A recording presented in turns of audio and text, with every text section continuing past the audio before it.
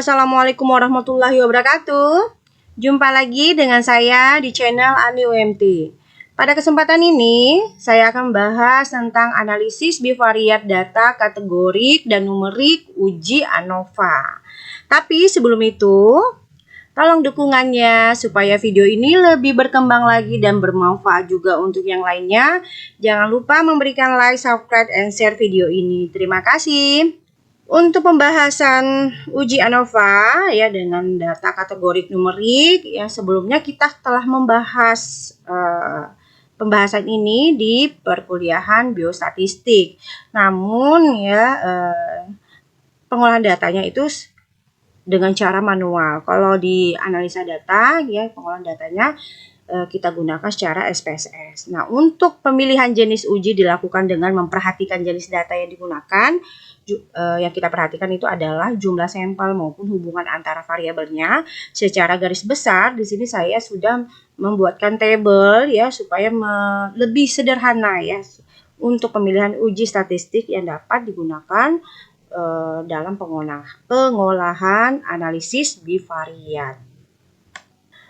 Agar memenuhi uji ANOVA, kita pelajari dulu arti dari uji ANOVA. Nah, ini pelajaran sudah kita pelajari di biostatistik ya. Namun di sini sedikit mereview ya tentang ANOVA, yang mana ANOVA ini merupakan singkatan dari analisis ovarian. Analisis ovarian adalah salah satu uji komparatif yang digunakan untuk menguji perbedaan min atau rata-rata data lebih dari dua kelompok. Jika untuk menguji perbedaan rata-rata antara dua kelompok independen digunakan uji T, maka melakukan uji terhadap perbedaan rata-rata antara tiga kelompok independen atau lebih, kita tidak boleh menggunakan uji T berulang-ulang. Misalnya kita ingin mengetahui apakah ada perbedaan rata-rata hasil antara tiga kelompok intervensi, atau apakah ada perbedaan rata-rata berat badan bayi lahir menurut tingkat pendidikan ibu, di tingkat pendidikan rendah, tingkat pendidikan menengah, dan tingkat pendidikan tinggi. Dalam menganalisis data seperti ini, lebih dari dua kelompok berarti ya. Jadi sangat tidak dianjurkan menggunakan uji T. Ada dua kelemahan jika menggunakan uji T, yaitu pertama, kita harus melakukan pengujian berulang kali sesuai kombinasi yang mungkin. Kedua, bila menggunakan atau melakukan uji T berulang-ulang akan meningkatkan inflasi nilai alfa. Inflasi nilai alfa itu sebesar 1 kurang dalam kurung 1 kurang alfa kurung N. Artinya akan meningkatkan peluang mendapatkan hasil yang keliru. Nah, untuk mengatasi masalah tersebut, maka uji statistik yang dianjurkan atau uji yang tepat adalah menganalisis beda lebih dari 2 min kelompok independen. Adalah uji ANOVA atau juga disebut dengan uji F. Analisis varian atau ANOVA mempunyai dua jenis, yaitu pertama analisis varian satu vektor atau one way ANOVA, dan yang kedua adalah analisis varian dua vektor atau two way ANOVA. Pada kesempatan ini, karena sesuai dengan pembahasan kita di analisa data, maka di pertemuan kali ini atau video ini saya hanya akan membahas analisis varian satu vektor atau one way ANOVA. ANOVA one way atau one way ANOVA digunakan apabila hanya ada satu faktor yang diamati, sedangkan apabila faktor yang diamati itu lebih dari dua digunakan uji ANOVA two way. Sebagaimana uji parametrik pada umumnya, maka pada uji ANOVA terdapat beberapa prasyarat yang harus dipenuhi melalui uji asumsi, yaitu uji normalitas data atau data terdistribusi normal. Jadi kita harus uji normalitas dulu, apakah data kita itu berdistribusi normal atau tidak. Kalau misalnya normal, berarti kita menggunakan uji parametrik. Kalau tidak normal, berarti kita menggunakan uji non-parametrik, ya sesuai dengan uji statistiknya. Dan variasi sama ya, ini juga salah satu uji normalitas ya. Uji varian sama ini kita sebut juga dengan uji homogenitas. Beberapa asumsi yang harus dipenuhi pada uji ANOVA adalah pertama, sampel berasal dari kelompok yang independen. Kedua, varian antara kelompok harus homogen. 3. Data masing-masing kelompok berdistribusi normal. Asumsi yang pertama harus dipenuhi pada saat pengambilan sampel yang dilakukan secara random terhadap beberapa atau lebih dua kelompok yang independen, yang mana nilai pada satu kelompok tidak tergantung pada nilai di kelompok yang lainnya. Sedangkan pemenuhan terhadap asumsi kedua dan ketiga dapat dicek jika data telah dimasukkan ke dalam komputer. Jika asumsi ini tidak terpenuhi, dapat dilakukan transformasi terhadap data. Apabila proses transformasi tidak juga dapat memenuhi asumsi ini, maka uji ANOVA tidak valid untuk dilakukan. Sehingga harus menggunakan uji non-parametrik, misalnya Kruskal-Wallis. Baik, untuk selanjutnya kita akan melakukan perhitungan ANOVA, one way ANOVA dengan perbantuan SPSS. One way ANOVA pada dasarnya bertujuan untuk menguji pengaruh satu variabel bebas terhadap variabel terkait melalui adanya perbedaan variabel terkait pada kedua kelompok sampel. Misalnya, satu penelitian berjudul pengaruh model pembelajaran blended learning, e-learning, dan luring terhadap hasil belajar biostatistik pada mahasiswa keperawatan Universitas Muhammadiyah Tangerang. Pengujian one way ANOVA dilakukan dengan langkah-langkah sebagai berikut. Kita terapkan. Pertama, data kita entry, ya, atau entry data ke dalam komputer, ya. Data-data ini telah saya siapkan. Teman-teman silakan olah, masukkan ke dalam komputer, ya. Nanti saya kirim data dalam bentuk Excel, ya, pada deskripsi video di bawah ini. Data tersebut selanjutnya diinput ke worksheet SPSS dengan mengcopy data pada Microsoft Excel lalu paste pada worksheet SPSS. Untuk data hasil belajar biostatistik diinput dalam kolom nilai atau variabel nilai.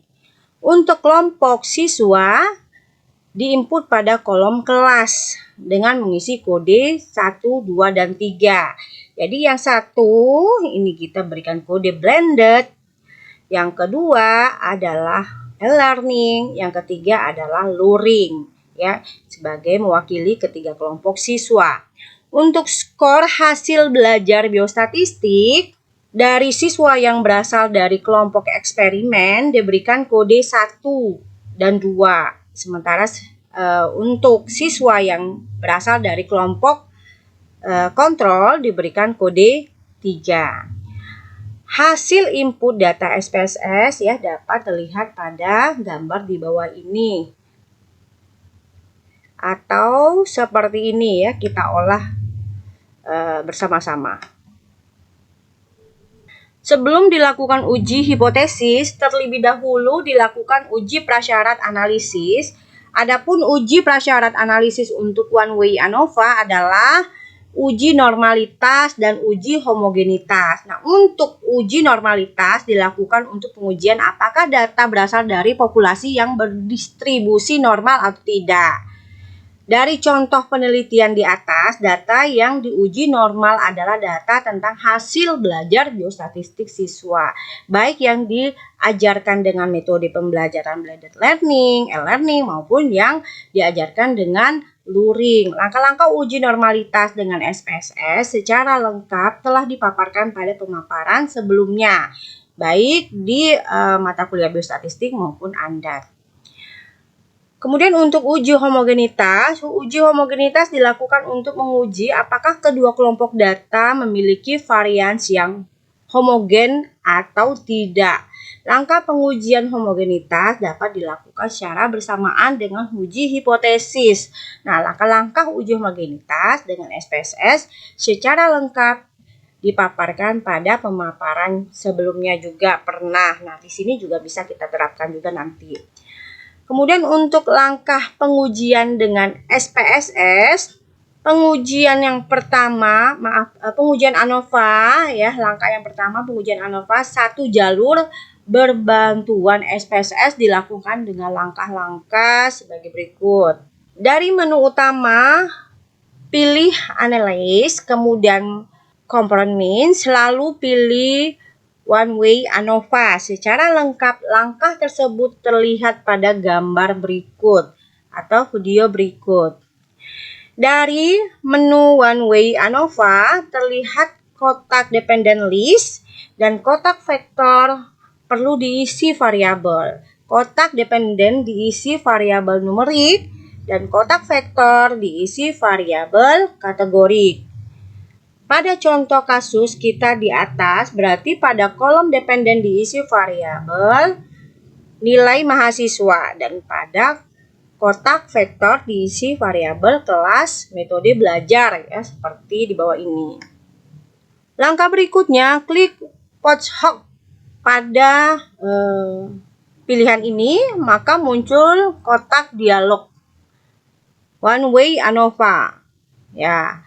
Post-hoc multiple comparison, pilih Turkey, kemudian klik continue, kemudian klik option, maka muncul kotak dialog One Way ANOVA, kemudian pilih option, berikan tanda centang pada description and homogeneity of variant test, lalu klik continue.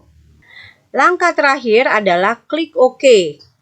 Maka akan muncul output SPSS yang dibutuhkan dalam analisis ANOVA satu vektor atau One Way ANOVA. Bagaimana cara kita menginterpretasi output analisis One Way ANOVA dengan SPSS? Yang pertama, kita harus melihat perbedaan rata-rata nilai hasil belajar dengan 3 metode pembelajaran yang berbeda.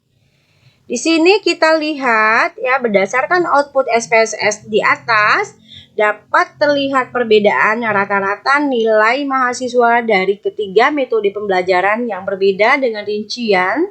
Sebagai yang pertama, rata-rata nilai mahasiswa dengan metode pembelajaran blended learning sebesar 84,30.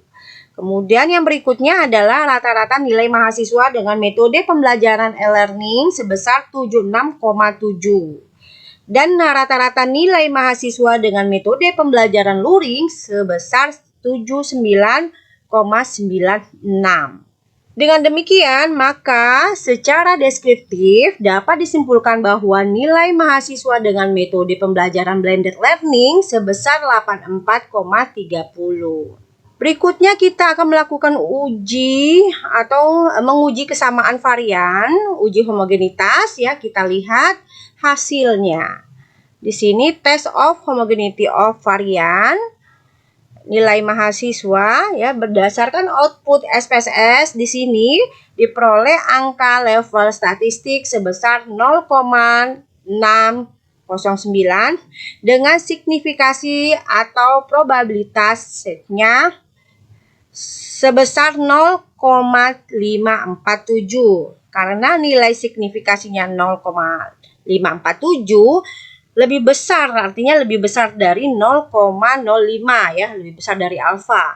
Maka dapat disimpulkan bahwa varian ketiga kelompok kelas dengan nilai mahasiswa menggunakan metode pembelajaran yang kita bandingkan tadi adalah sama atau homogen. Nah, berikutnya untuk interpretasi ANOVA ya, di sini untuk melihat apakah keempat sampel mempunyai rata-rata yang sama atau berbeda ya. Kita lihat dengan analisis ANOVA dari gambar ini ya, dari hasil output ini ya, dasar pengambilan keputusan dalam analisis ANOVA. Pertama, jika nilai signifikasi setnya itu atau SIG-nya itu lebih dari 0,05, maka rata-ratanya sama. Jika dinilai signifikasinya setnya itu kurang dari 0,05, maka rata-rata berbeda. Nah, di sini setnya itu berdasarkan output ANOVA di sini ya, kita lihat nilai setnya itu sebesar 0,001 ya. Lebih kecil dari 0,05, sehingga dapat disimpulkan bahwa rata-rata ketiga kelompok penilaian mahasiswa dengan metode belajar tersebut berbeda secara signifikan. Yang berikutnya adalah interpretasi kelompok mana saja yang rata-rata nilai mahasiswa sama dan tidak sama, atau tes post hoc ya. Di sini kita lihat di output, tabel output multiple comparison ya, dependent variable nilai mahasiswa. Di sini kita lihat pengujian Turkey HSD adalah pengujian perbandingan jamak ya. Perbandingan jamak ini untuk menentukan apakah tiga rata-rata atau lebih berbeda secara signifikan dalam jumlah analisis varian. Sebagai contoh, kita membandingkan rata-rata nilai mahasiswa dengan metode belajar blended learning dengan learning. Angka perbedaan rata-rata untuk nilai mahasiswa dengan metode belajar tersebut ya adalah 8,130. Angka ini diperoleh dari nilai rata-rata pada output deskriptif. Untuk nilai rata-rata mahasiswa dengan metode blended sebesar 84,30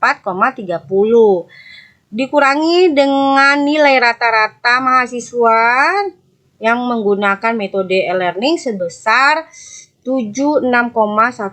Sementara itu, perbedaan rata-rata nilai mahasiswa berkisar antara 3,38 ya, kita lihat di kolom low bounds, sampai dengan 12,88 ya pada kolom upper bound.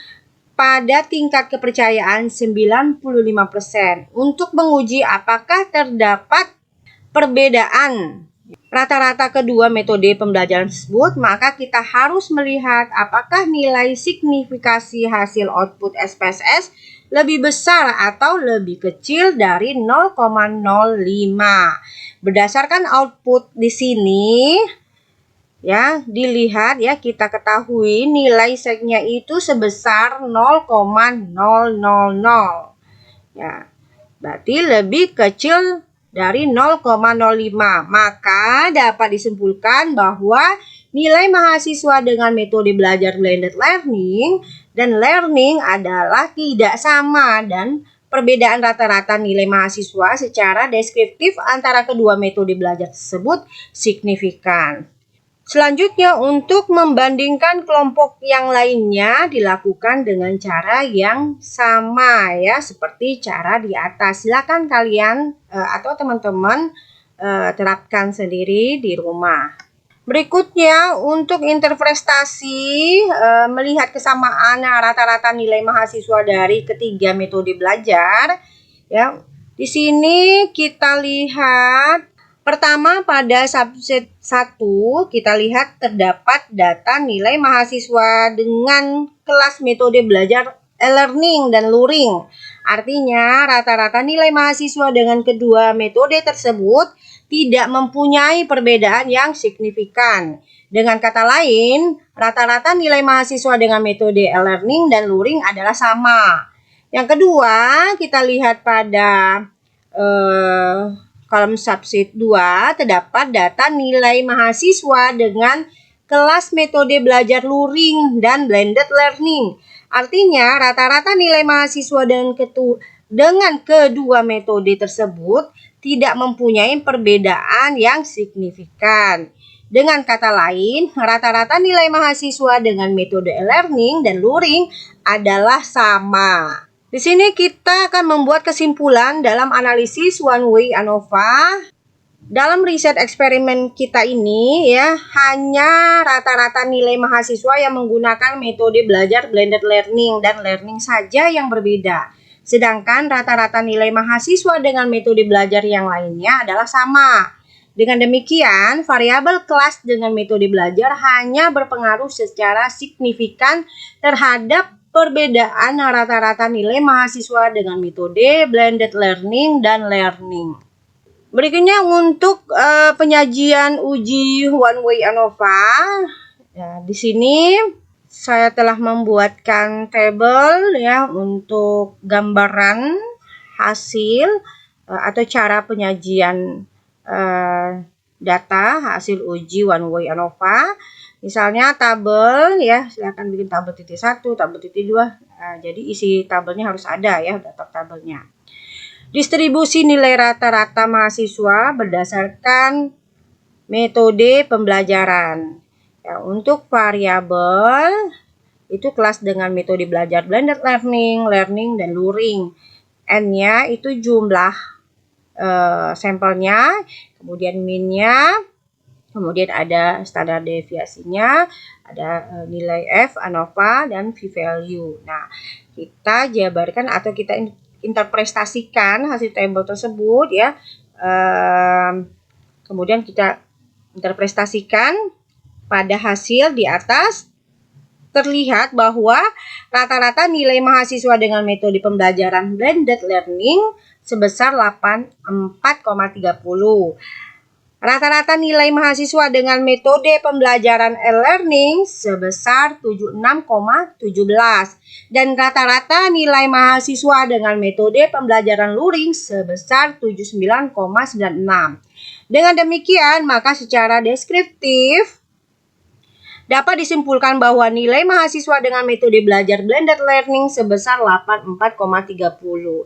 Hasil uji ANOVA memperlihatkan bahwa ada perbedaan yang bermakna pada nilai rata-rata mahasiswa menurut kelas dengan metode belajarnya sebesar nilai p-value 0,001.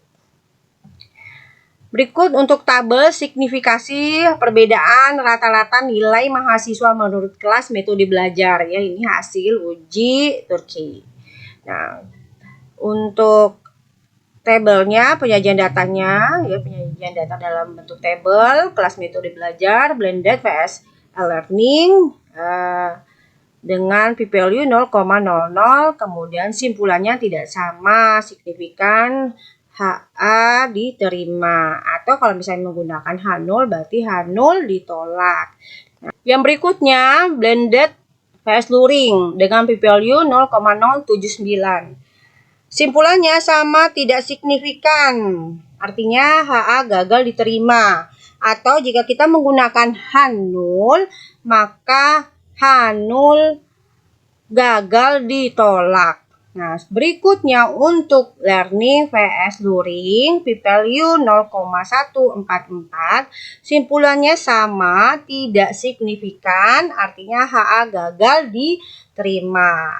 Atau jika kita menggunakan H0, maka H0 gagal ditolak. Baik, sekian video kali ini. Semoga bermanfaat. Berikut penugasan untuk bisa dikerjakan di rumah ya. Penugasan ini dilakukan secara individu. Baik, terima kasih. Lebih dan kurangnya saya mohon maaf. Saya Iri, wassalamualaikum warahmatullahi wabarakatuh.